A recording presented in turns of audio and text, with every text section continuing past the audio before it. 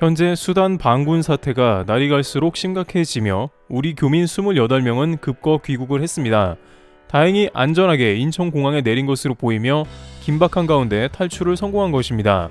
그런데 여기서 수단 군부 간 전쟁이 일어나면서 갑작스럽게 한국이 거론되고 있는 상황인데요. 이런 것은 러시아 우크라전과 마찬가지에서 보였듯 유럽에서 한국을 찾는 맥락과 매우 비슷하며 한국의 K방산이 아프리카로 급속하게 뻗어나갈 계기가 된다는 의견이 나온다고 합니다. 서방 다수의 언론은 이번 우크라 전쟁에서 한국의 방산이 가장 큰 이득을 봤다고 전하고 있는데 이번 수단 분쟁에서도 마찬가지로 이러한 의견이 등장하는지 살펴보도록 하겠습니다.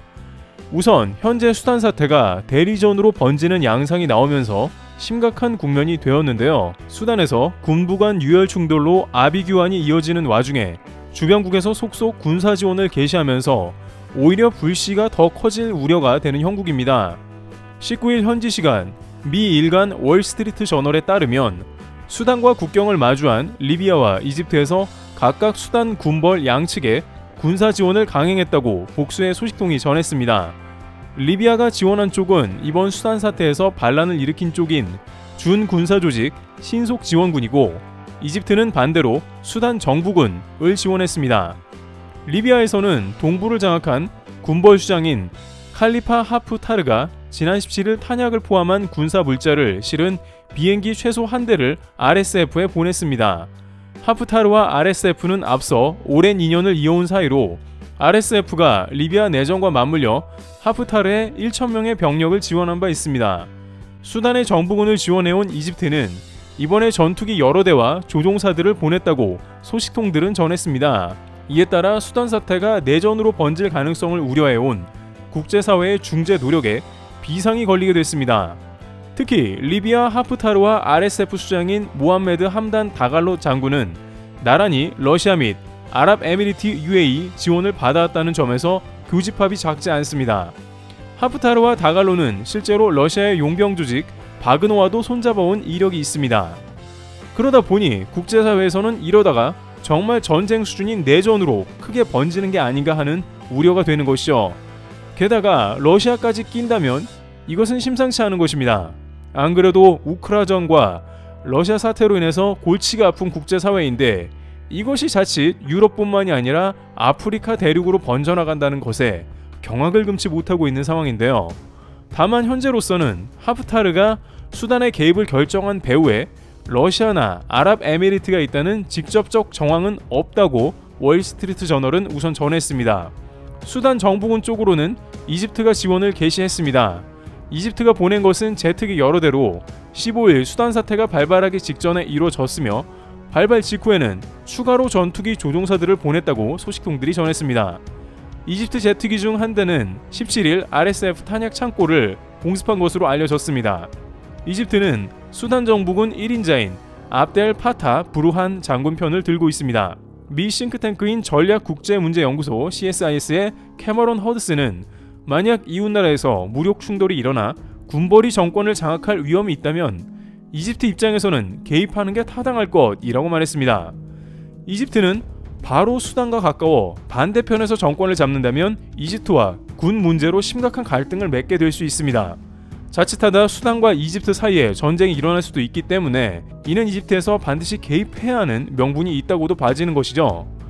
이번 수단 사태는 30년 장기 독재자를 쿠데타로 함께 몰아낸 군부 1인자와 2인자가 어제의 동지에서 오늘의 적으로 돌아선 게 발단이 됐습니다. 특히 수도 하르툼과 위성도시 옴드르만에서 시작된 양측의 무력 충돌은 서부 다르푸르와 동북 국경지대 등 전역으로 확산하면서 피해를 키우고 있습니다. 유혈 충돌 닷새째인 19일 양측은 휴전 합의까지 깬 채 무차별 폭격을 이어가고 있습니다. 이날 현재 세계보건기구 WHO에 보고된 수단 보건당국 자료 기준으로는 사망자는 최소 270명, 부상자는 2,600여 명에 달하고 있습니다. 수치에서 볼 수 있듯이 이미 내전으로 된 게 아니냐는 그런 우려가 되고 있는데요. 그런데 여기에서 더 심각한 소식이 하나 더 들려왔습니다. 미국 CNN은 속보를 전해왔는데 러시아 용병단 바그너 그룹이 RSF에 미사일을 공급한 것으로 보인다며 긴급 20일 현지 시간으로 보도했습니다. 수단과 아프리카 외교 소식통들은 바그너가 공급한 지대공 미사일 여러 기가 수단 정부군과 싸우는 RSF의 전력에 상당한 도움이 되고 있다고 말했습니다. 이러한 주장은 수단과 국경을 접하고 있는 리비아를 찍은 위성 사진으로도 뒷받침되는데요. CNN과 바그너 그룹을 활동하는 감시단체인 All Eyes on 바그너의 분석에 따르면 리비아 동부를 장악한 군벌주장 칼리파 하프타르의 기지에서 바그너 그룹의 이례적인 활동이 증가했습니다. 바그너 그룹이 사용해온 하프타르의 핵심 공군기지 두 곳을 러시아 수송기가 오가는 모습이 포착된 것입니다. 하프타르는 오랫동안 RSF를 지원한 것으로 알려져 있습니다. 다만 하프타르 자신은 수단 군벌 어느 쪽 편도 들고 있지 않다고 주장합니다. 위성사진과 네덜란드 항공 추적단체 헤르온의 분석에 따르면 하프타르의 기지에서 바그너 그룹의 움직임은 수단 유혈 충돌이 발생하기 이틀 전인 지난 13일 시작됐습니다. 이날 러시아의 일류신 76 수송기가 하프타르의 하딤 기지에서 러시아 기지가 있는 시리아 해안 라타키아로 날아갔다가 이틀날인 14일 하딤으로 돌아왔습니다. 이 수송기는 수단 유혈 충돌이 벌어진 15일 하프타르의 주프라 기지로 향했고 이례적으로 외딴 장소에서 대기했다가 하딤과 주프라를 차례로 거쳐 라타키아로 18일 돌아갔습니다. 바로 이날 러시아가 수단 북서부 RSF 장악 지역에 지대공 미사일 여러 기를 낙하한 공중투하 방식으로 전달했다고 소식통들은 전합니다. 러시아와 하프타르가 수단 유혈 충돌이 발생하기도 전 이미 RSF 지원을 준비하고 있었을 수도 있다는 뜻입니다. 수년 전부터 수단 군부는 러시아에 수단 금광 채굴권을 주는 대신 군사 정치적 지원을 받는 긴밀한 관계에 있었고 러시아의 우크라이나 침공 이후 이런 관계가 더욱 깊어진 것으로 전해집니다. 특히 RSF를 이끄는 모함메드 함단 다갈로 사령관은 지난해 러시아가 우크라이나를 침공하기 하루 전 수단 대표단을 이끌고 모스크바를 방문하기도 했습니다. 수단 정부군과 이를 이끄는 압델 파타 부르한 장군과 역시 다갈로와 충돌하기 전에는 러시아의 지원을 받고 있었습니다. 우크라이나 격전지 전투를 비롯해 러시아의 대외 군사 작전에서 핵심 역할을 맡고 있는 용병단 바그너 그룹이 아프리카에 대한 러시아의 영향력 증대와 자원 개발에 앞장서 온 것으로 전해집니다. RSF의 다갈로는 지난 수년간 러시아로부터 무기와 훈련을 지원받는 등 그 핵심 수혜자였다고 CNN은 전했습니다. 다갈로 사령관이 RSF의 정부군 통합 문제 등에서 정부군의 불우한 장군과 이견을 빚으면서 빚어진 유혈 충돌은 지난 엿새간 300명 넘는 사망자를 냈습니다. 하지만 RSF도 CNN에 보낸 성명서에서 러시아와 리비아 어느 쪽으로부터 지원을 받지 않았다고 주장했는데요. 그러나 러시아가 RSF에 미사일을 지원한 것이 사실이라면 이번 수단 유혈 충돌이 외부 세력의 대리전 양상으로 번질 위험은 더 커집니다. 미국 외교 안보 전문지 포린폴리시는 외세가 수단 사태에서 킹메이커 역할을 할 수 있다면서 수단 군벌들이 이집트부터 러시아, 부유한 걸프 국가들, 주변 국가들까지 무기와 자원을 쏟아부을 수 있는 강력한 외국 지원 세력을 각각 등에 업고 있다고 지적했습니다.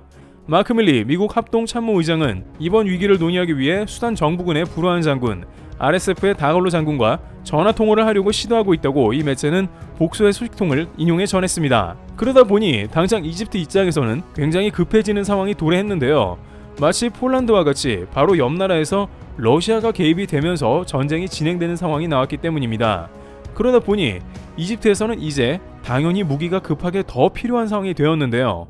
수단은 물론이고 러시아까지 상대해야 되는 마당에 이제 이집트는 미국이나 다른 러시아와의 반대 세력에 무기를 요청해야 되는 입장이 된 것입니다.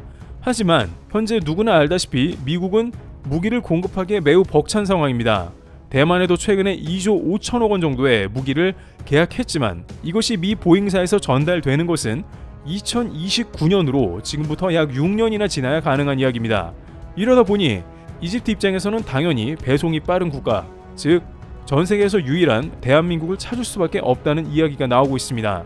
안 그래도 이집트에서는 K9 자주포를 대거 계약한 상황이고 여기에 형궁 대전차 미사일까지 속속들이 한국에서 도입하려는 움직임이 보이고 있습니다. FA-50 경공격기는 물론이고 3초, 다양한 한국의 2초, 미사일이 지금 1초, 이집트의 큰 요구가 눈앞에 온 상황이죠. 그러다 보면 또 다른 아프리카 국가에서도 이러한 비슷한 양상이 나타날 수 있으므로 자연스럽게 한국의 K방산이 이제 유럽뿐만이 아니라 아프리카에까지 점점 커지게 되는 상황이 나타날 수 있습니다. 물론 이들 국가는 유럽보다는 더욱더 유럽연합의 지원이라든지 재정이 빈약한 국가이기 때문에 한국에서는 신중해야 될 것으로 보이고 있으나 어쨌든 한국의 입장에서는 전 세계적으로 현재 한국이 무기 생산을 잘하고 빨리 납품할 수 있다는 그런 상황이 도래한 것으로 보입니다. 물론 한국의 무기도 쌓아둔 것이 한계가 있기 때문에 무조건 남을 내어줄 수는 없는 상황입니다만은 이러한 것을 잘 활용해야 된다는 의견이 제기되고 있습니다. 트래블튜브였습니다. 감사합니다.